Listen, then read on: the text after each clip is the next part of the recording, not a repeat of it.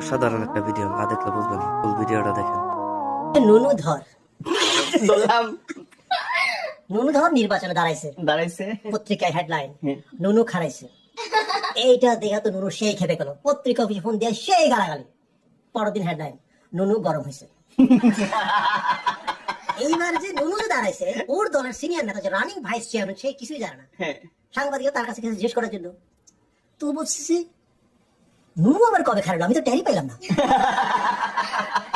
একই এলাকায় একই পদে একই দলের একজন মহিলা ভাইস চেয়ারম্যান দাঁড়াইছে, এর আবার নুনুরা দেখতেই পারে না। মহিলারা বিক্ষোভ মিছিল আই সেই করে মহিলারা আবার সাংবাদিকদের কাছে ওর বিরুদ্ধে অনেক কথা বলছে। পরের দিন হেডলাইন মহিলাদের সন্তুষ্ট করতে পারেনি নুনু।